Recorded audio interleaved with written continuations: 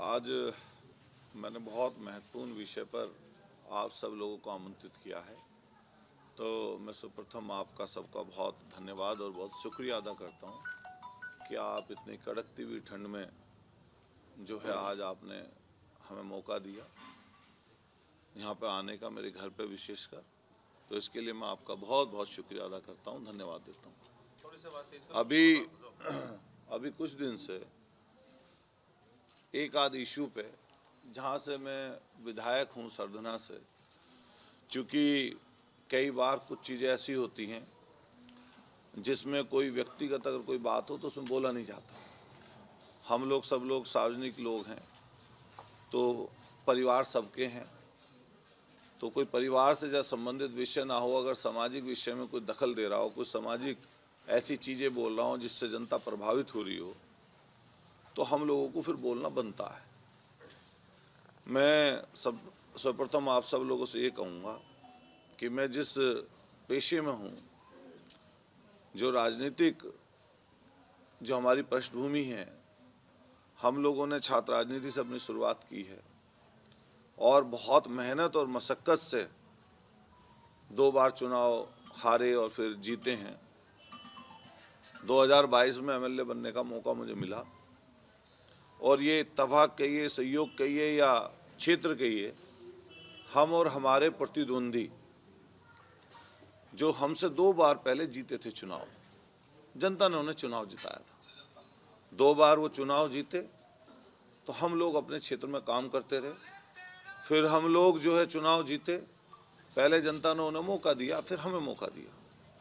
तो मैंने हमेशा कोशिश की है कि कोई ऐसी बात, कोई ऐसी चीज़ जिससे सामाजिक रूप से लोग ये कहें कि भाई ये बात आपने गलत बोली है, तो मैं कोशिश करता हूँ कभी ना बोलूँ। मैं तोड़ने वाली बात कभी किसी अपने उद्बोधन में, संबोधन में, जिससे जातियों में बंटवारा हो या कोई धार्मिक उन्माद फैले, मैं कोशिश करता हूँ मेरी ज़बान से कोई ऐसी बात ना निकले। और हम लोग जिस तरह की पॉलिटिक्स कर रहे हैं, तो हम एक अपने विचार पर अपनी एक पॉलिटिक्स कर रहे हैं। और किसी भी राजनीतिक व्यक्ति का राजनीति से पहले सामाजिक होना जरूरी है। अगर व्यक्ति सोशल और सामाजिक नहीं होगा तो आप ये पक्का मान के चलिए वो राजनीति में किसी को लाभ नहीं दे सकता। अगर मैं इमोशन लेस हो जाऊं, मेरे में भावनाएं ना रहे, तब भी मैं किसी की मदद नहीं कर पाऊंगा। इसलिए मैं कोशिश करता हूं कि जब कोई बात बोलूं तो उसमें सत्यता हो और वो सही चीज़ कही जाए। अभी पिछले दिनों काफ़ी विवाद चला कि कौन क्रिकेट खेलेगा, कौन नहीं खेलेगा। तो मेरा अपना इसमें एक तर्क है कि बहुत सारी चीज़ें ऐसी हैं, क्योंकि मैं जिस ओहदे पर, जिस पद पे हूँ, वो ऐसा पद ओहदा नहीं है जो सबसे लास्ट का पद और ओहदा है। मेरे बाद में मान लीजिए हम अपने दल की बात करें तो हमारे नेता हैं माननीय अखिलेश यादव जी, तो कई चीज़ें वो डिसाइड करते हैं पार्टी में, दल में, कि क्या बोलेंगे। स्टेट के लेवल पे, गठबंधन के लेवल पे, किसी और लेवल पे क्या फैसले होंगे वो अखिलेश जी करेंगे।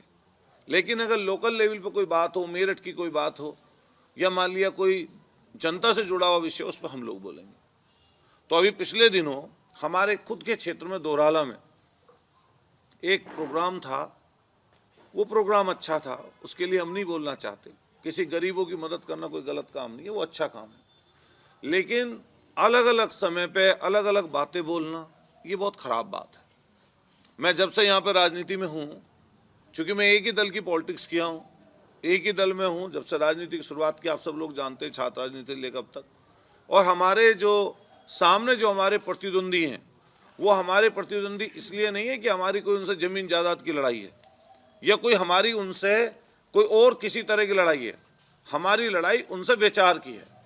उनका विचार अलग है, हमारा विचार अलग है। हम उस विचार के आदमी नहीं हैं, लेकिन विचारों में भी कुछ नैतिकता होती है। कुछ जब आप मंच पे लोगों के सामने बोलो, सार्वजनिक कोई बात बोलो, तो उसमें कुछ सच्चाई होनी चाहिए या कुछ लॉजिक भी होना चाहिए। अभी पिछले दिनों आप लगातार देखते होंगे, उनके हमेशा जो बयान हैं वो विवादों से घिरे हुए रहते हैं। कभी वो किसी दल के नेता के लिए अपशब्द बोलते हैं, कभी किसी जाति और धर्म के नाम पर किसी के लिए अपशब्द बोलते हैं। हमेशा उनकी भाषा तोड़ने की होती है, जिसके हम लोग सख्त खिलाफ हैं। और पहले दिन से खिलाफ हैं। और मैं कहना चाहता हूं, चूंकि मैं सरना विधानसभा की पॉलिटिक्स कर रहा हूं, मैंने वो भी समय देखा इस सरना में जब वो बसपा से टिकट मांग रहे थे और लगभग टिकट उनका तय हो गया था 2007 के एमएलए का। आप पूछिएगा, जो मैं बात पूछूं आपसे कहूं अगर कोई गलत हो, वो टिकट नहीं हो पाया। तो वही शख्स 2009 में समाजवादी पार्टी से आप सब लोगों के सामने समाजवादी पार्टी के उम्मीदवार लोकसभा मुजफ्फरनगर के बने और 9 में वो चुनाव हार गए। उसके बाद उनका यहाँ भी मन नहीं लगा, फिर उनका सीधा आगे बढ़े और आगे बढ़ने के बाद में उन्होंने भारतीय जनता पार्टी से 12 का टिकट पाया सरना विधानसभा से, वो चुनाव जीत गए। हमारे पास मौका था अपने आप को साबित करने का। हम छात्र राजनीति से गए थे पहले नंबर पे, वहाँ पर पहुँचे, 12 में हम चुनाव हारे। हमने 5 साल मशक्कत की, हम फिर चुनाव हार गए। वो फिर भारतीय जनता पार्टी से विजयी हुए 2017 में, भारतीय जनता पार्टी की सरकार बनी। सरकार बनने के बाद में उनके पास सारी वो साधन और सुख सुविधाएं थी जिससे वो लोगों का भला कर सके, लेकिन जनता ने हमें मौका दिया और 22 में मैं विधायक बन गया। ये सरदना से संबंधित हिस्ट्री मैंने राजनीतिक आपको बताई।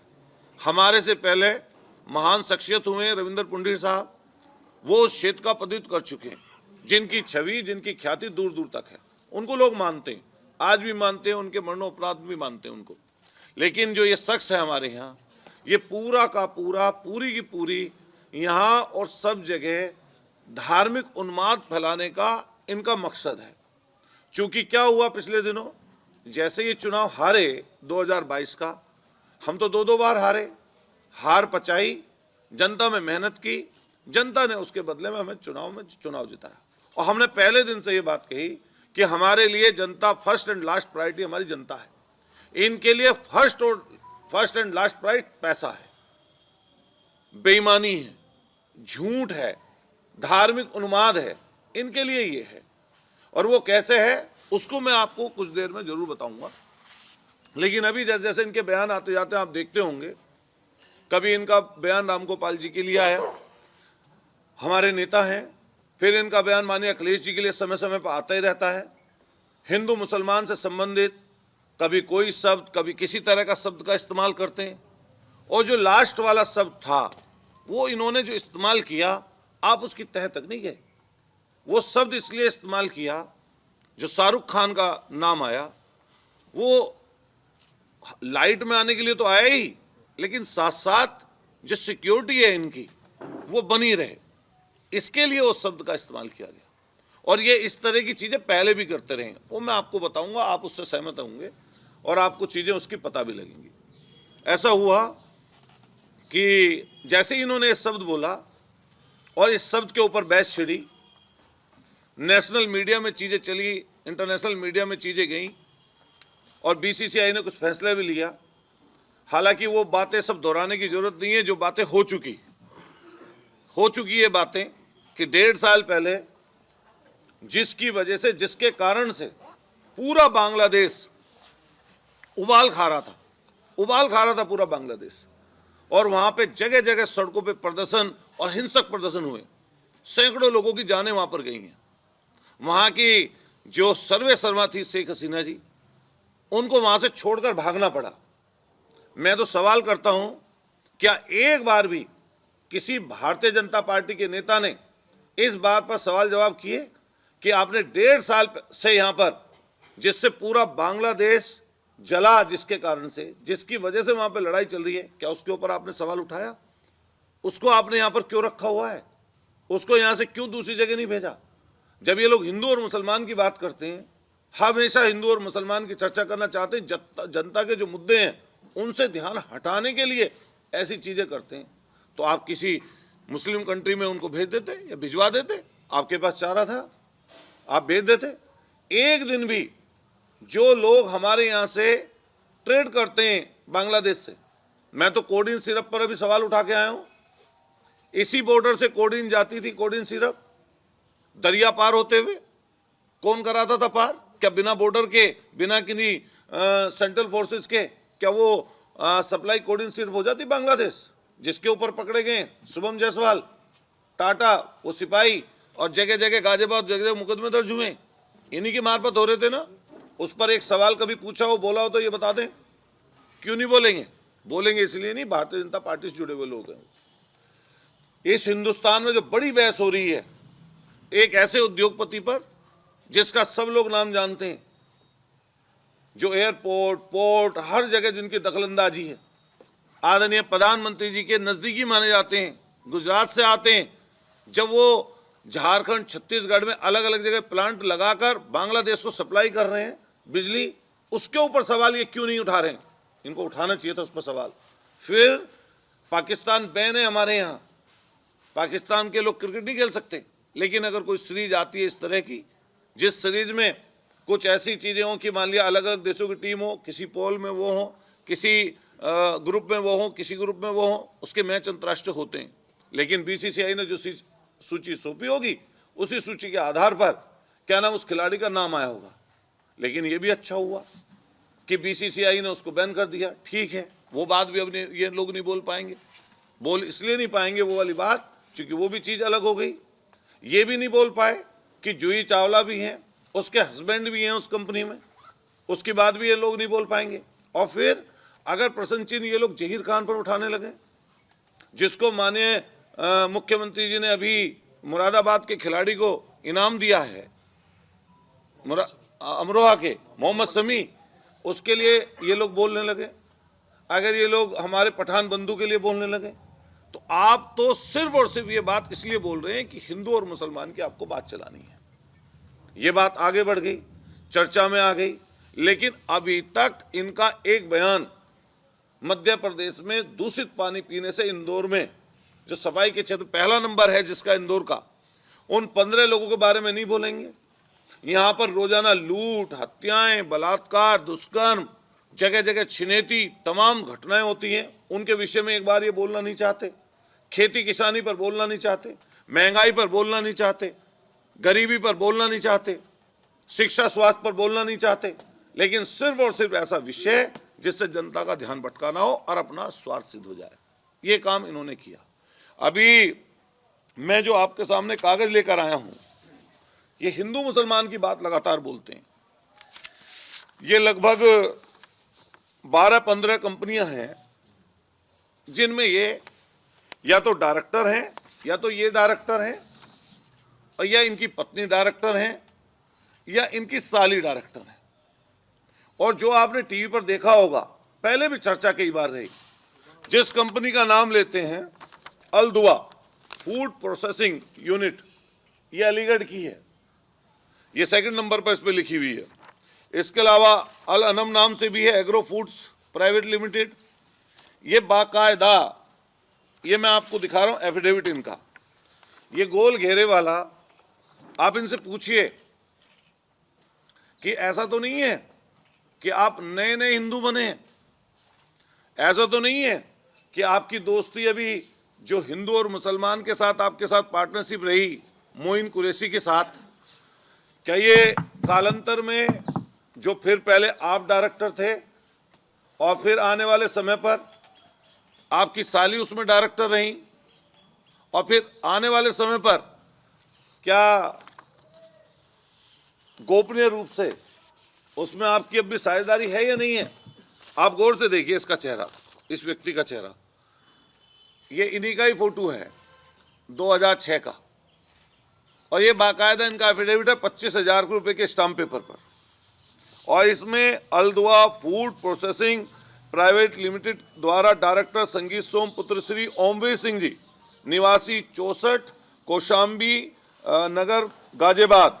इसके दूसरे पार्टनर हैं इसी में मोइनुद्दीन कुरैशी पुत्र श्री साहुद्दीन, निवासी 3 खुर्जा के रहने वाले हैं। ये एक हैं रावत हैं कोई, ये इसमें है, ये फॉर्म नंबर 32 आता है। इसमें आप देखिए, ये ऐसे ही नहीं है, मैं बाकायदा प्रूफ लेकर बैठा हूं। और मैं जनता से भी कहना चाहता हूं आपके माध्यम से कि ऐसे लोगों के किसी दिखावे ना आए। ये लोग पीछे से क्या हैं, इनका काला चिट्ठा क्या है, ये भी जनता को समझना चाहिए। एक तरफ ये लोग बीफ फैक्ट्री में, मीट की फैक्ट्री में डायरेक्टर बने हुए हैं, उससे ये लोग पैसा कमाए हैं। वहां पर जो पशुओं का कटान होता है, जिसमें 5,000 के लगभग ऊंट, बकरी, भैंस के कटान की अनुमति इन्होंने मांगी थी। अगर ये चीज गलत हो तो मैं आपके चैनल के माध्यम से कहना चाहता हूं कि जो मैं आज आपके सामने रख रहा हूं कि मेरे ऊपर जिनके लिए मैं बोल रहा हूं मानहानि का केस दर्ज करें अगर मेरी एक भी बात झूठ हो, और अगर सच है तो सबके सामने आकर स्वीकार करें कि कमेले में बीफ फैक्ट्री में इनका साझा रहा है और आज भी ये लोग कहीं ना कहीं उसमें संलिप्त हैं। न केवल एक फैक्ट्री बल्कि दूसरी फैक्ट्री का नाम मैंने आपको बताया। दूसरी फैक्ट्री का नाम है Al Anam agro food private limited, और ये पूरी मैं आपको सूची दूंगा जिन जिन फैक्ट्रियों में डायरेक्टर हैं। मैं आपके माध्यम से सरकार से मांग करना चाहता हूं, जो भारतीय जनता पार्टी की सरकार इस समय चल रही है, अगर दूध का दूध पानी का पानी करना चाहते हैं तो इनकी कुछ चीजें माननीय सुप्रीम कोर्ट के न्यायाधीश की अध्यक्षता में कोई कमेटी गठित हो, जिससे इनकी अकूत संपत्ति, काली संपत्ति की भी जांच होना जरूरी है, और ये किस तरीके से जुटाई गई है इसके लिए भी ये जरूरी है। एक ये फॉर्म नंबर 1 आता है, सर्टिफिकेट ऑफ इंफॉर्मेशन इनकॉर्पोरेशन, तो ये अलदुआ फूड प्रोसेसिंग का है और ये इन्होंने ही ये कंपनी रजिस्टर की है। ये फॉर्म नंबर 1 है और ये इसका सर्टिफिकेट है, ये इन्हीं के नाम पर है। आप चाहें तो अभी नेट पर जाइए और ये सारी जानकारी जो मैं आपको बता रहा हूं, ये पूरी की पूरी जानकारी आपको इस समय पर नेट पर भी उपलब्ध मिल जाएगी। मैं आपके माध्यम से कहना चाहता हूं कि जनता भी समझे ये पर्दे के पीछे क्या कर रहे हैं और पर्दे के आगे इनका क्या काम है। एक कंपनी है, ये जिन जिन में डायरेक्टर हैं, ये उसकी है जूबा कोप करके। आप नेट पे अगर जाएंगे तो जूबा कोप करके आपको इनके जो कंपनियां हैं संगीत सोम के नाम की, तो ये कंपनियों के बारे में आपको साफ स्पष्ट आपके माध्यम से फिर मैं क्लियर कर दूं कि जनता जिससे गुमराह ना हो, ये जूबा कोप करके है। आप यूट्यूब पर जाइए या सर्च करिए गूगल पे जाकर, तो आपको कंपनी में और इनका नाम डालेंगे तो जिस जिस कंपनी में ये, इनकी पत्नी और सारी जहां पर भी डायरेक्टर हैं उसकी जानकारी आपको पूरी की पूरी स्वतः ही मिल जाएगी। एक कंपनी है इनकी तेजस ऑयल के नाम से। ये तेजस ऑयल जो कंपनी है इसमें भी ये खुद डायरेक्टर हैं। इनमें मुझे नहीं पता, सोनी इनके घर में साली है, शायद सिमरन नाम है इनकी वाइफ का, तो लेकिन ये सोनी ठाकुर हैं, शायद साली लगती हैं इनकी। तो ये जो तेजस कंपनी है, तेजस ऑयल कंपनी प्राइवेट लिमिटेड है, ये आप कंपनी पूछें वैसे तो लगेगा कि ऑयल की कंपनी है कि ऑयल कंपनी है, लेकिन इसके अगर अंदर जाकर आप देखेंगे तो ये जैसे प्रोसेसिंग करते हैं, प्रोसेसिंग करने की जो यूनिट लगती है उस तरह की ये कंपनी है, जिसमें प्रोविज़न है मीट रखने का प्रोविज़न, कि उसको पैक करके कैसे मीट को सप्लाई किया जाए उसके लिए है। ये इस पे है, आप देखेंगे जूबा क्यूब में जाकर इसका आपको पता लग जाए। मतलब सारे धंधे हैं, मीट को स्लेटर हाउस भी रहा है, उसके अलावा फ्रीजन जो फ्रीज कर देते हैं मीट को, उसकी जो कंपनी होती है वो है ये तेजस ऑयल कंपनी, और मैं इसका भी कागज आपको उपलब्ध करा दूंगा। इसमें processing and provision of meat fish, इसमें लिख रहा है मीट और फिश को भी रख सकते हैं, मछली का भी काम है। इसके अलावा फ्रूट और वेजिटेबल्स और ऑयल्स अलग हैं। इसमें नाम साफ साफ लिखा हुआ है इधर, director of Tejas oil company private limited R Soni Thakur, Amit Kumar and Sangeet Som. ये इसमें भी है। मैं आप सब लोग मेरठ के रहने वाले हैं, मुझे भी आप अच्छी तरह जान रहे हैं, उनको भी अच्छी तरह जान रहे हैं, लेकिन शायद ये सच्चाई आपको पहले कभी ना पता चली है। और ये आपको ये कहने की जरूरत नहीं है जब उनसे सवाल पूछें, ये मैं जो कागज दूंगा इन कागज के आधार पर आप उनसे पूछिए कि अतुल प्रधान ने जो प्रेस कॉन्फ्रेंस करके जो हमें कागज दिए हैं, अगर वो गलत हैं तो बताइए, और अगर सही है तो वो सही है। फिर उसको ज्यादा जो मंच पर चढ़कर हिंदू मुसलमान आप बोलते हो हर दिन, वो बोलने लायक आप नहीं हो। बिल्टेक प्राइवेट कंपनी है, ये ब्लूमिंग जो बिल्टेक प्राइवेट लिमिटेड है, इसका भी यही काम है, मीट और फिश, इसका भी यही काम है। सोचो आगे क्या और पीछे क्या, ये समझने की जरूरत है। आप सब लोग जितने यहां बैठे हैं, किसी ना किसी हम लोग धर्म में मान्यता रखते हैं अपनी। मान लिया हम लोग हिंदू धर्म से हैं, कोई यहाँ पे बैठा होगा मुस्लिम भी भाई हो सकता है, कोई क्रिश्चियन हो सकता है, कोई जैनी हो सकता है, बुद्धिस्ट हो सकता है, कोई जाति के अलग अलग लोग हो सकते हैं हम लोग। लेकिन अगर मैं मंच पर चढ़कर तो बड़ी बड़ी बात बोलूं, झूठ और सच बोलूं, ऐसी बात बोलूं जिससे जनता का तो कोई फायदा ना हो बल्कि अलगाव हो, और पीछे से ऐसे धंधे करूं जिस धंधे में पूरी तुम्हारी पोल खुलती हो, तो ये वो धंधे हैं इनके।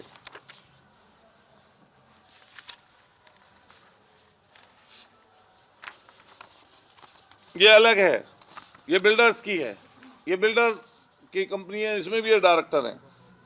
ये सिमरन ठाकुर हैं और संगीत सोम 2 डायरेक्टर हैं। ये बिल्डिंग का काम होता है इनके यहाँ। ये फिल्म भी बनाने की कंपनी इन्होंने बनाई थी, ये फिल्म मेकर भी हैं। शायद रोल मिल जाए इन्हें, ईश्वर करे एक रोल इन्हें भी मिल जाए उसमें। मैं कहूँगा मुंबई के लोग अगर किसी को पकड़ना है कि आगे पीछे क्या है, आगे से क्या पीछे से क्या, तो जरूर हमारे यहाँ एक है जिसको आप अपनी नाटक कंपनी में भर्ती कर सकते हो। अच्छा नाटक कराना हो, झूठ बुलवाना हो, और हिंदू मुसलमान का झगड़ा लगाना हो, किसी को बांटना हो, झूठी सच्ची चीज चलानी हो, फर्जी मुकदमों में जेल भिजवाना हो, फर्जी मुकदमे लगवाकर धाराएं घटवानी बढ़वानी हो, जमीन जायदाद का कोई काम हो, कोई किसी के पास मीट को रखने के लिए कोई जगह ना मिल रही हो, किसी की मछली कहीं पाल रखी हो कि लंबे समय तक फ्रीज करनी हो, तो वो भी काम। अभी और भी कारनामे हैं कि जो शराब वाली तो पता ही नहीं चली, शराब वाली कहाँ गई भाई? शराब वाली भी तो फैक्ट्री है, वो उसमें भी तो है ये। नहीं मैं बता रहा, ये बेवरेज कंपनी है,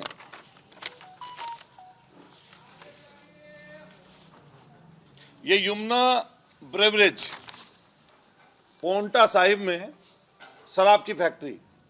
शराब, मीट, मछली, बीफ, भैंस कटान, बकरी कटान की परमिशन, ऊंट कटने की परमिशन। अच्छे हिंदूवादी हो तुम भाई, बहुत तकड़े हिंदूवादी हो। मोइन कुरैशी अब तो चला गया बेचारा, लेकिन सबसे बड़ा बीफ एक्सपोर्टर, उसकी कंपनी में डायरेक्टर, उसके साथ इकट्ठे मिलकर बीफ फैक्ट्री चलाएंगे और यहां पर आकर लोगों को गुमराह करेंगे हिंदू और मुसलमान के नाम पर, बेवकूफ बनाएंगे जनता को। मैं सरकार से मांग करता हूं कि सरकार तुरंत के तुरंत जांच करे इस चीज के ऊपर। ऐसे लोगों के ऊपर जांच होनी चाहिए सरकार की तरफ से, और जांच ऐसी होनी चाहिए जिसमें दूध का दूध पानी का पानी हो जाए। ये इसलिए जरूरी है, इसलिए जरूरी नहीं है कि राजनीति में कौन बड़ा होगा कौन छोटा, ये इसलिए जरूरी है कि इंसानियत जिंदा रहे। ये इसलिए जरूरी है कि यहाँ जो हमारी गंगा जमुनी तहजीब है वो कहीं ना कहीं यहाँ पर जिंदा रहे। और हम तो सीधा कहते हैं कि कोई गलत करे, कोई गलत काम करे, किसी तरह का गलत करे, उसके खिलाफ जो आपको कार्रवाई करनी है आप कार्रवाई करिए, हम कभी उससे पीछे नहीं हैं। अगर कोई हमारा हिंदू भाई या कोई मुस्लिम भाई अगर कोई किसी तरह की गलत चीज में, हिंदू मुसलमान कोई अगर शामिल है, उसके खिलाफ सरकार जो काम करती है हम उसके खिलाफ कभी नहीं जाएंगे। लेकिन ऐसे बेरुपया और कम से कम ऐसे लोग जो सिर्फ और सिर्फ झूठ के ऊपर टिके हुए हैं, जिनकी पूरी सियासत कभी बसपा, कभी सपा, कभी भाजपा, कभी लोकदल के लिए अपशब्द बोलना, कभी किसी दल पार्टी के लिए कुछ बोलना, कभी किसी नेता को डेढ़ जिले की पार्टी किसी पार्टी को बता देना, ये इनकी चीजें हैं। इनकी कम से कम लोगों को पता चले। यही यमुना ब्रेवरेज, मैं अभी कुछ दिन बाद और खोलूंगा चीजें, इसको इन्होंने 2017 में किसी एक व्यापारी को किसी ने व्यापारी बेचने के लिए निकाला अपनी शराब फैक्ट्री को, पोंटा चड्डा जो पोंटा साहिब में थी, बेचने के लिए निकाला तो किसी से मोटी रकम करोड़ों में ले ली और लेने के बाद में उसको एग्रीमेंट कर दिया। जब वो उसको लेने के लिए उसकी रजिस्ट्री या कुछ कंपनी को मालिकाना हक लेना था तो उसके ऊपर फर्जी मुकदमा करा दिया और उसकी रजिस्ट्री किसी और को करा दी और एग्रीमेंट वाले को भगा दिया मुकदमा लगाकर। वो भी आएगा मौका, वो भी हमारे संपर्क में है। और मैं आपके चैनल के माध्यम से कहना चाहता हूं कि जो भी इस तरह के लोग हों, जो इनके सताए हुए हों, जिनकी जमीनों पर उल्टा सीधा दबाव डालकर इन्होंने कब्जे कराएं, जिनके साथ ये शामिल हों, हम लोग उनके लिए तत्काल बैठे हैं। हमें उसकी सूचना दें, हम जरूर उस मुद्दों को जनता के सामने जरूर रखेंगे। इसके आगे की तरफ 2013 में जब ये 12 में विधायक बने, पहला हमला होता है इनके ऊपर। 2012 में सरकार बनी, शायद 12 के लास्ट में या 13 में, उसमें मुझे कंफ्यूजन है, लेकिन किसी साल में ये अपने ईश्वर करे हम और वो और भी लोग सही सलामत रहें। ईश्वर 100 साल सबको जिलाए और लड़ाई सही सलामत की सही की है। हम भी सही रहें, वो भी सही रहें, जनता के लिए काम करें, वो भी करें, हम पे जो हो सकता हम भी करें, लेकिन झूठ फरेब तो नहीं चलेगा। पहला हमला हुआ इनके ऊपर, आप पता करिएगा उनसे। जब आपको हाई कोर्ट से सुरक्षा मिली तो क्या कहकर इन्होंने सुरक्षा ली? इन्होंने सुरक्षा ली कि मैं गौ रक्षक हूं और मैं गौ रक्षा करते हुए कुछ लोग ऐसे हैं जो मुझसे नफरत करते हैं, मेरी हत्या करना चाहते हैं। हाई कोर्ट में इन्होंने ये एफिडेविट लगाया और इनको हाई कोर्ट से वाइस श्रेणी की सुरक्षा मिल गई। आज तक वो केस लंबित है। मैं इनसे कहना चाहता हूं आपके माध्यम से, आपको बताएं कि जो वो सुरक्षा जिस समय हाईकोर्ट से मिली थी, जो आपके ऊपर गोली चली थी पहले नंबर पर, उसमें आज तक उस केस में क्या हुआ, उसके लिए श्वेत पत्र जारी करके जरूर बताएं इस चीज को कि भाई आप बताओ ये चीज कि जो पहले आपके ऊपर जो वाइस श्रेणी सुरक्षा जिसकी वजह से मिली थी, उस केस में क्या हुआ, बता नहीं पाएंगे। और फिर सोचो, जैसे ही 17 की सरकार बनी, जो बीच में धमकी आई, कैसे आई, जांच कर ले सरकार, दूध का दूध पानी का पानी कर दे। लेकिन आप तो सब मेरठ के रहने वाले हैं। कैंट जगह कैसी है? कैंट है अति सुरक्षित क्षेत्र, जो मिलिट्री का एरिया है, उसी जगह पर इनकी कोठी है। सोचो, प्रचंड बहुमत की भारतीय जनता पार्टी की सरकार, प्रचंड बहुमत की, उसमें ये सत्ताधारी, उसी सत्ताधारी पार्टी के विधायक, और विधायक कैसे, मैं इसलिए कह रहा हूं आपको, लोगों को पता चलनी चाहिए बात। और मैं आपसे कह रहा हूं कि जो आप ये सच्चाई जरूर दिखाइए और बताइए। प्रचंड बहुमत की सरकार, सत्ताधारी पार्टी के विधायक और कैंट का अति सुरक्षित एरिया, एक सत्ताधारी पार्टी के विधायक पर, जिस पर Z+ की सुरक्षा सीआरपीएफ की, उस समय Z+ की सुरक्षा सीआरपीएफ की केंद्र की थी। और यह भी ध्यान रखना, उसी समय वाइस श्रेणी की सुरक्षा उत्तर प्रदेश से हाईकोर्ट वाली भी थी। दोनों सुरक्षा चल रही थी तब भी। कैंट का क्षेत्र, सत्ताधारी पार्टी, उसी सत्ताधारी पार्टी के विधायक, Z+ की सुरक्षा, और हमला हो जाता है। हालांकि वो गोबर से सना हुआ था, जो वो ग्रेनेड था, वो खुट्टल ग्रेनेड था। वो ग्रेनेड पता नहीं कहां पड़ा, उसकी पिन उसके छत के ऊपर मिली थी।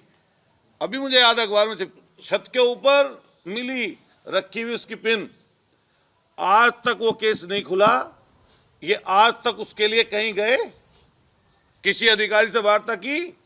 उसकी सच्चाई मैं आपको बता दूं। आज उसकी सच्चाई ये है कि उस समय के मौके के तत्काल एएसपी, नाम नहीं लेना चाहता मैं, अब जिले के कप्तान है एक के, उसके ऊपर ये केस था। सदन में कौन एएसपी था आप पता कर लेंगे। उस समय उन्होंने वो केस खोल दिया था, लेकिन सरकार ने सिर्फ और सिर्फ इसलिए कि सरकार की फजियत होगी, वो केस को दबा दिया गया। मैं कहना चाहता हूं आप सब लोगों से कि उस केस का क्या हुआ कि एक विधायक के ऊपर ग्रेनेड से हमला हो, जिसके ऊपर Z+ की सुरक्षा है।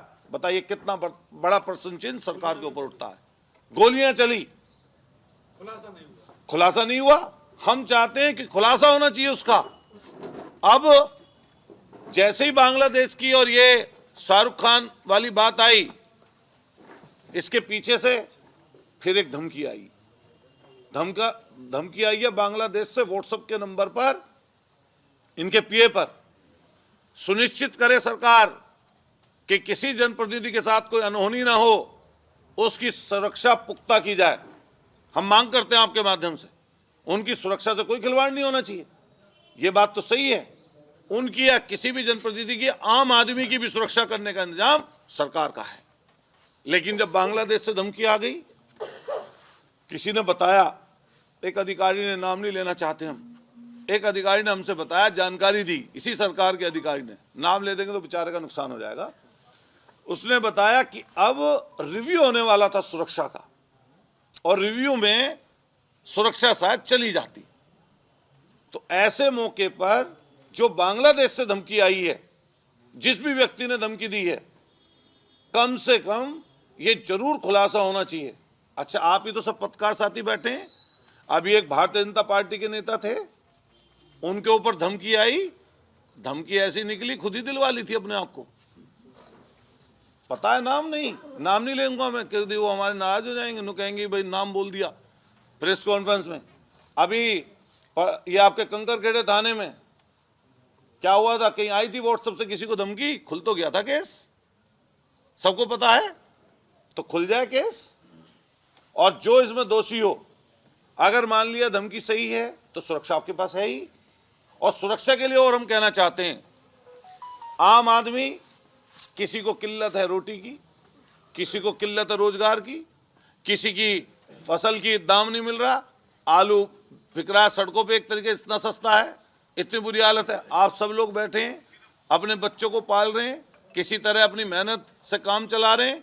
एक आदमी के ऊपर 11 साल में, सोचो आप, 11 साल में 66 करोड़ रुपया, 132 महीने सुरक्षा रही है इनके पास, लगभग 66 करोड़ रुपया सिर्फ इनकी सुरक्षा पे खर्च कर दिया सरकार ने। तब भी खतरा है। मुझे पता चला अभी कि आज इस समय मौके पर भी 2 सुरक्षाएं हैं। केंद्र ने Z+ काटी तो यूपी से Z मिल गई, Y केंद्र की है, आज ही जाइए, अगर मेरी बात गलत हो तो Y श्रेणी की सुरक्षा CRPF की, उनके साथ केंद्र की है इस समय मौके पे। और दूसरा नंबर जो उत्तर प्रदेश से सुरक्षा है वो है Z की। उत्तर प्रदेश में 10 लोगों के पास Z श्रेणी की सुरक्षा है कुल, और Z+ की जो सुरक्षा है उसमें माननीय मुख्यमंत्री जी, माननीय अखिलेश यादव जी, माननीय राजनाथ सिंह जी, विनय कटियार जी, ब्रिजेश नहीं आपके केशव प्रसाद मौर्य जी, दिनेश आपके जो पूर्व दिनेश शर्मा जी, और इनको लगा के 12 लोगों के पास सुरक्षा है Z+ की। और इनके बाद Z की उत्तर प्रदेश सुरक्षा है, वो मात्र 10 लोगों के पास है। इस उत्तर प्रदेश की आबादी है 25 करोड़। रोजाना लोग, जिनकी लोगों की हत्याएं हो जाती हैं, वो एक एक गनर के लिए मारे मारे घूमते रहते हैं कि हमारी हत्या हो जाएगी, और बदमाश चेतावनी देकर, धमकी देकर उनकी हत्याएं कर देते हैं, उनको एक गनर नहीं मिल पाता। उसकी सुरक्षा की जिम्मेदारी सरकार की है। लेकिन ये वहां से पता है कितने कांस्टेबल और दरोगा हैं?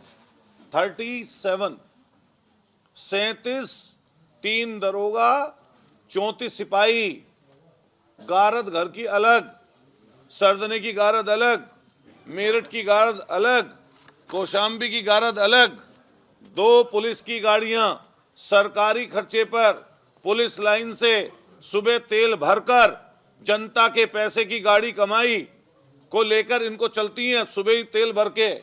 और तेल अगर कहीं पर कम पड़ जाए घूमने में तो वहीं पर सरकारी पैसे से दोबारा खर्चे तेल भरा जाएगा, पर्ची बनकर सरकार उसका खर्च करेगी। 34 सिपाही और 4 दरोगा इनके साथ हैं। 2 सरकारी गाड़ियां तेल भर के बिल्कुल फर्स्ट क्लास, अगर खराब होगी तो दूसरी आ जाएगी। और तीसरी गाड़ी जिस थाना क्षेत्र से जाएंगे उसमें वायरलेस हो जाएगा, जानकारी दे देंगे। तीसरी गाड़ी सरकार की वो मुहैया होती है। अब आप बताओ आम आदमी कहां जाए भाई? 66 करोड़ रुपया कैसा दिखावा है भाई ये? कोई बताए इस चीज को। और मैं फिर कहना चाहता हूं, इनकी पूरी सुरक्षा की जिम्मेदारी है, किसी की भी सुरक्षा की जिम्मेदारी सरकार की है। सरकार को वो सुरक्षा करनी चाहिए, लेकिन ये चीज नहीं चलेगी। हमला हो जाता है विधायक के ऊपर और आज तक केस खत्म नहीं हुआ। ग्रेनेड से हमला हो गया विधायक के ऊपर, आज तक केस को कुछ पता नहीं चला। बीच बीच में धमकी आई अलग अलग जगह की। एक कलेक्टर थे यहां के उस समय 2017 से 20 तक, नाम चारों का निकल गया, गोरखपुर के कमिश्नर हैं, नाम नहीं लेना चाहिए अधिकारी का। पता चला इतना डरा दिया इन लोगों ने, पता नहीं ये कर दिया, इतना झगड़ा करा देंगे, महापंचायत करा देंगे। वो कलेक्टर टेंपो में बैठ के इनके घर पहुंच गए। कलेक्टर डरा दिया उसको बेचारे को। सोचो आप, ये काम है इनका, इस तरह की बातें करते हैं। मैं वहां का मौजूदा विधायक हूं, मुझे सरदने की महान जनता ने, गरीबों ने, किसानों ने, हमारे मेहनत और पसीना जो निकला हमारा, उसके बदौलत जनता ने हमें वहां पर विधायक बनाया। और अगर चीजें खुलने पर आ जाएं तो दोराला और आसपास में जमीनें बहुत महंगी हैं। अगर खुलने पे जब बात आएगी, अगर सरकार खोलना चाहे तो सारी चीज खोल सकती है। और मैं आपके चैनल के माध्यम से बहुत जिम्मेदारी के साथ कहना चाहता हूं, अतुल प्रधान भी उस क्षेत्र से विधायक है, महान जनता ने अतुल प्रधान को विधायक बनाया। मेरी भी जांच करवाइए। अगर मेरे पास कोई अवैध संपत्ति, अवैध तरीके का कोई काम है तो तत्काल सरकार उसको सीज कर दे। अगर आय से ज्यादा मेरे पास कोई ऐसी चीज है जिसमें ये लगे कि अतुल प्रधान किसी जमीन के काम में, किसी खनन के काम में, किसी फैक्ट्री के काम में, किसी तरह के गलत काम में इन्वॉल्व है, तो सरकार मेरे ऊपर भी कार्रवाई करे। लेकिन अगर एक जिम्मेदार पद पर होने के नाते जो लगभग 4 करोड़ महान जनता सरदना की ने अतुल प्रधान को विधायक बनाया है, तो मैं जनता को सच्चाई बताकर रहूंगा, सच्चाई से जनता का सामना कराऊंगा। और आप चैनलों के माध्यम से आज मैं आपसे सब चीजें मैंने आपके सामने रखी हैं। अभी 5, 7, 10 दिन बाद कुछ और चीजें मुझे अगर मिलेंगी तो मैं उनको भी आपके सामने लाकर जरूर पेश करूंगा। बस इतना ही कहूंगा। आपसे हाथ जोड़कर मेरी विनती है, सभी जो पत्रकार साथी हैं, सभी जो चैनल हैं, कि ऐसे व्यक्ति से जब आप वार्ता करो तो ये जरूर बात करो कि आप जब मंचों पर चढ़कर बड़ी बड़ी बात बोलते हैं तो तुम्हारे जो काले कारनामे, जो काले सच्चाइयां हैं, उनका भी कम से कम पर्दा खुलेगा, जरूर पर्दाफाश होगा। और आप भी सवाल करिए उनसे। जो मैंने चीज बताई है, अब मैं आपको पूरी कॉपी उपलब्ध करा दूंगा। मैं आपको पूरी नहीं, बेटे के नाम की नहीं बोलेंगे, बेटे के नाम की कंपनी है, उसके बच्चे हैं, वो मान लिया कंपनी को चला।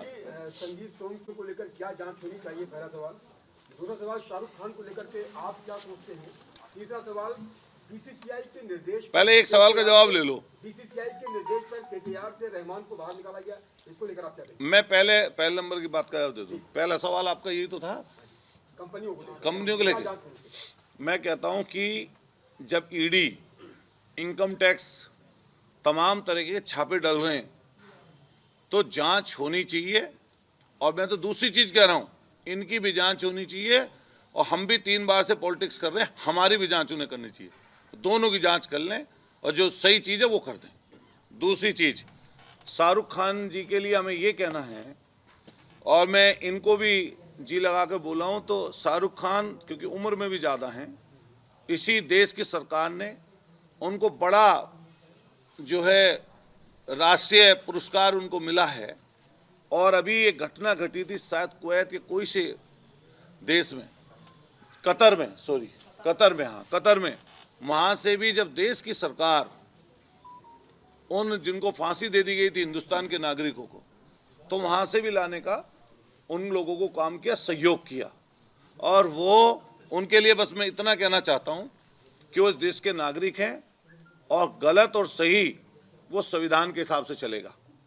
अगर संविधान के अनुरूप अतुल प्रधान या हमारे सामने वाले या शाहरुख खान काम करते हैं तो वो देश के सच्चे और अच्छे नागरिक हैं, और अगर उसके विपरीत जाके करते हैं तो चाहे वो अतुल प्रधान हो या कोई और व्यक्ति हो, उसके खिलाफ एक जैसी कार्रवाई होनी चाहिए। अच्छा, बीसीसीआई के निर्देश टीम से रहमान को जिस तरह से निकाला गया, इसको लेकर आप क्या राय रखते हैं? हमारी राय ये है इसमें कि बीसीसीआई चाहे और देश की सरकार चाहे पूरे बांग्लादेश से सारे संबंध तोड़ ले, आज तोड़ दे संबंध।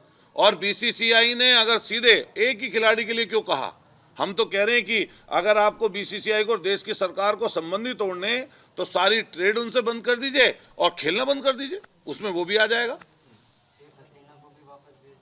नहीं, शेख हसीना जी को तो क्योंकि हमारे से उम्र में ज़्यादा है, एक देश की राष्ट्रीय अध्यक्ष थी, जब उनकी वजह से हमारे ऊपर सवाल उठ रहे हों तो हालांकि वो मेरे हाथ में नहीं है, वो देश की सरकार तय करेगी, लेकिन जो लड़ाइयाँ हो रही हैं अभी एक वो हैं हमारे अभी मुक्तेश्वरानंद जी, उन्होंने नहीं बोली ये चीज़ कि उन्होंने क्यों रखा हुआ है, वो तो धर्मगुरु हैं, उन्होंने बोली ये वाली बात जो उनसे आप बोल रहे हैं। हम सीधा ये कहना है कि देश की सरकार को संज्ञान लेना चाहिए। मैं सदन में बैठा हुआ था, माननीय नेता प्रतिपक्ष के पीछे, माननीय मुख्यमंत्री जी ने सामने से कहा कि नेता प्रतिपक्ष को प्रस्ताव करना चाहिए, निंदा प्रस्ताव, कि बांग्लादेश में जो हमारे हिंदू भाई की हत्या हुई वो गलत हुई। हमने तत्काल खड़े होकर ये बात कही कि अभी के अभी हम प्रस्ताव करते हैं कि बांग्लादेश में जो हमारे हिंदू भाई की हत्या हुई, अल्पसंख्यक हिंदू समाज की हत्याएं हो रही हैं, वो गलत है, उसके खिलाफ देश की सरकार को काम करना चाहिए। विधायक जी, आपने जिसमें से अलदुआ भी थी, हाँ, पहले भी आपकी पार्टी के जो वरिष्ठ नेता हैं आजम खान, उन्होंने भी सवाल उठाए थे संगीत सोम के खिलाफ इसी कंपनी को लेकर। तो उस समय संगीत सोम ने सफाई देते हुए बताया था कि वो कंपनी पहली बेच दी गई है, उसमें उनका लैंड था। दूसरी, आपने तेजस की बात करी, तो तेजस की जानकारी है वो ये है कि वो जूस और कोल्ड ड्रिंक बनाने का काम करती है। नहीं, इसमें नहीं, वो सुनो, ऐसा तुम्हारे पास कहीं से सूचना आ गई होगी, वो बात अलग है, लेकिन मैं तुम्हें बता रहा हूँ, वो नाम तुम्हें वो जरूर लेना था तो ले लिया तुमने नाम, इसीलिए तो है माहिर। तो मैं इसीलिए आपसे कहना चाह रहा हूँ, वो उनके कहने से मेरे कहने से कागज नहीं मिट जाएंगे, वो डायरेक्टर है उसमें, मैं इसीलिए तो कागज उपलब्ध करा रहा हूँ। जहाँ से आपके पास सूचना आई है उनको ये वाला उनके फोटो का मैं निकाल दूँ जरा। नहीं, वो तो अखबारों में कटिंग छपी है ये, हालांकि उसमें बाल असली थे इनके। नहीं, खोल लो, ये बाल असली थे उनके उस समय, अब जो है वो हैदराबाद से लगा के आए हैं, इसलिए पहचान में ना आया तो देख लेना। अब वाले बाल नकली हैं, ये पता आपको नहीं, ये पुराने वाले बाल हैं। हाँ, जांच नहीं इनकी, जरूरी थे उनको। बता रहा हूँ, नहीं, स्मार्टनेस तो होनी चाहिए इंसान में, स्मार्टनेस अच्छी है, लेकिन गरीबों की स्मार्टनेस मत छीनो ना। मैं अभी ये जोन सी वो फोटो कह रहे थे वो मैं अभी दिखा दूं इनको, कहाँ गई वो, ये रहे, ये तो बहुत सारे अखबारों ने छापा है, लेकिन आज तो एनम का पता लग गया ना, यमुना बेवरेज का पता लग गया। ये है फोटो पुराना, ये Som director of Aligarh meat processing unit documents, ठीक है। Sangeet Som is a meat exporter too, ये आपके ही भाई बंधु ने छापा होगा, मुझे तो मिला है, ये भी आपके किसी भाई बंधु ने छापा। एक नहीं 2 मीट फैक्ट्रियों में डायरेक्टर है संगीत सोम, भेज देना उसके पास। हाँ, ये कैसे हो जाएगा, ये अमर उजाला की कटिंग है भाई, देखो अलीगढ़ से छपी है खबर, दैनिक जागरण की भी दिखा दूंगा, उसकी दिखा दूंगा, ये तो ये, हाँ देखिए ये, लेकिन फोटो पुराना है, ये वाला फोटो पुराना है, ये बाल इसमें ये असली वाले हैं। 5 साल सोम ने किया मीट का कारोबार, ये वही है जिनको तुम सुनना चाह रहे थे। अरे वो तो बेचारे खुद प्रताड़ित हैं, वो नहीं, उनसे पहले हमारे पास थे कागज। नहीं, वो मैं फिर कहना चाहता हूँ, 66 करोड़ रुपए एक व्यक्ति के ऊपर सरकार ने खर्च कर दिए 11 सालों में, प्रति महीने लगभग 40 से 50 लाख का खर्चा सिर्फ एक व्यक्ति की सुरक्षा पर सरकार खर्च कर रही है। और फिर इसमें भी अगर इजाफा करना है तो मैं माननीय प्रधानमंत्री जी से रिक्वेस्ट करूंगा कि इन्हें एसपीजी कवर दें और एसपीजी कवर देकर इनकी सुरक्षा का इंतजाम सरकार करे, क्योंकि अब प्रधानमंत्री जी के अलावा तो किसी के पास एसपीजी है नहीं। तो प्रधानमंत्री जी को एसपीजी कवर दे देना चाहिए या इनसे कह देना चाहिए कि आप अपने घर रहो, या ऑस्ट्रेलिया वाले घर रहो या फिर यहाँ वाले घर रहो, जो उनसा करिए। लगातार जो इस तरीके अच्छा, ये एक बोलते हैं स्लीपिंग सेल, तो ये जो पीछे से पर्दे के पीछे से काम करने वाले लोग हैं ना, मान लिया उसमें अगर कारोबार चल रहा होगा तो चला रहे होंगे, ले रहे होंगे पैसा उससे, इसका तो सरकार जांच करे। रामराज चल रहा है उत्तर प्रदेश में, फिर ये जांचें खुल क्यों नहीं पा रही हैं? हे राम, क्या बात आपने कर दी। भगवान राम जी का नाम लिया, लेकिन इनके लिए तो भगवान सिर्फ राम जी का नाम, इनकी राजनीति चलाने के लिए हमारे लिए वो आराध्य हैं और हमारे लिए पूजनीय हैं। हम लोग भगवान राम जी को मानते हैं, लेकिन ये जांच करें इसकी। सेना हिंदुस्तान में एक है जिस पर हम सब लोग प्राउड करते हैं, हमारी देश की सेना, उस पर हम लोग प्राउड करते हैं। उसके लिए हम लोग कुछ भी कर जाने की क्षमता, उसके लिए हमारे मन में श्रद्धा है। ये जो उन्होंने सेना बना रखी है, ये लोगों को डराने के लिए, धमकाने के लिए, लोगों को नीचा दिखाने के लिए, जात धर्म की लड़ाई कराने के लिए सेना बना रखी है।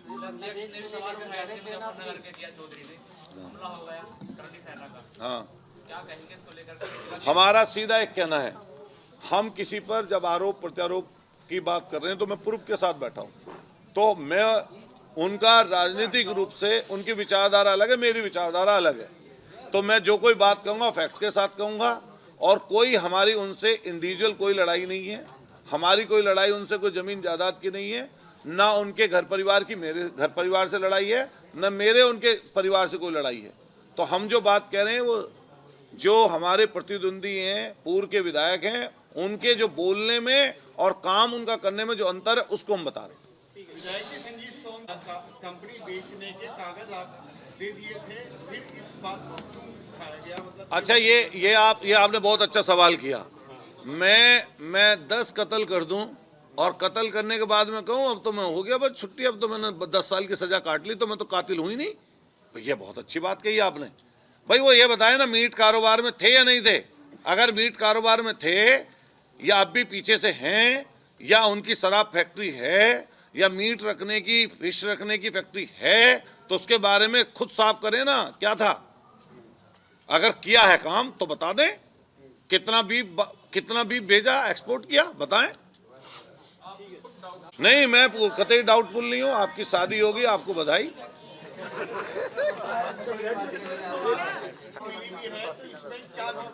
हमें कोई दिक्कत, हम कह रहे हैं सुरक्षा उनकी बढ़ाई जानी चाहिए, और लेकिन जांच होनी चाहिए जो धमकी उन्हें मिली है, और जो पुराने केस हैं वो खुलने चाहिए।